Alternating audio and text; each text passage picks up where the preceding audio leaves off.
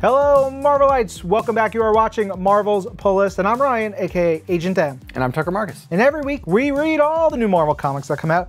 We pick a couple, we tell you why we're so hyped about them with a topic. Now, Tucker, what is our topic this week? This week, we're embracing the darkness. Ooh, I love the darkness. Yeah, it's all about the gritty side of the Marvel Universe, about mysteries, about that fantastic angle on everything. And we're starting with a book that's title says it all. It's Death of the Inhumans #5. This is the final issue of the Death of the Inhumans story, and it's a really big one. It's a really emotional one. I love throughout to see Blackguard Boltagon kind of say enough is enough.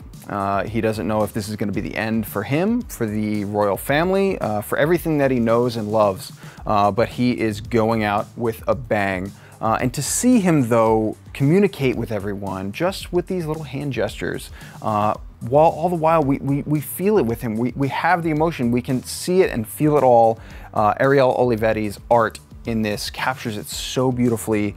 One thing is certain, and that's everything has changed for them now, because this has been such a huge ordeal for them. Yeah, and even in a book like this, which is very dark and there's a lot that you're dealing with, there's also moments in there of humor and lightness and elements of hope and fun, similar to in the pages of Deadpool #6. And this issue, got to give a shout out, this cover by Nick Klein, Deadpool walking around with a cloud of darkness above his head, and that is the feeling of this issue. He's, you know, been through so much trauma, so much difficult stuff in his life, and he masks it with humor. That's been a big theme for Deadpool over the last couple of years, and it's just, you know what, today he's had enough.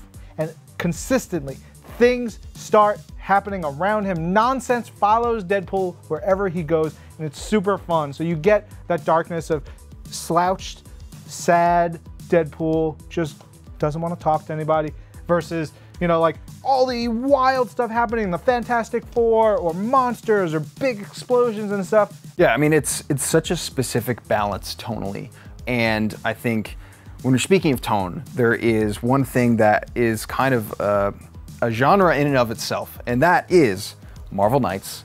And this is Marvel Knights #1. We are celebrating the 20th anniversary of Marvel Knights, and we are kicking off a new Marvel Knights story right here. Matt Murdock is our entryway into this tale, and he doesn't know who he is, he doesn't know where he is, he doesn't know what's happening around him, and then everything turns and people don't know who he is or where he is or what he's doing, and we're kind of on this strange journey with him all along.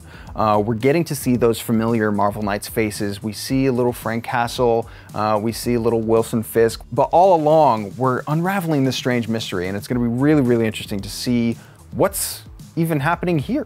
We've got the mystery going on there, and there's also a bunch of mysteries that we're unraveling in the pages of Immortal Hulk here with #8. It's just so good, and it is dark and weird. Look, Hulk is in jars. His head is in a jar, and his heart's over here, and it's all kinds of stuff. There's this evil science group that is, they've captured Hulk, and they've been cutting him into pieces. And you see these gnarly scenes of this evil scientist like hacking through Hulk's heart.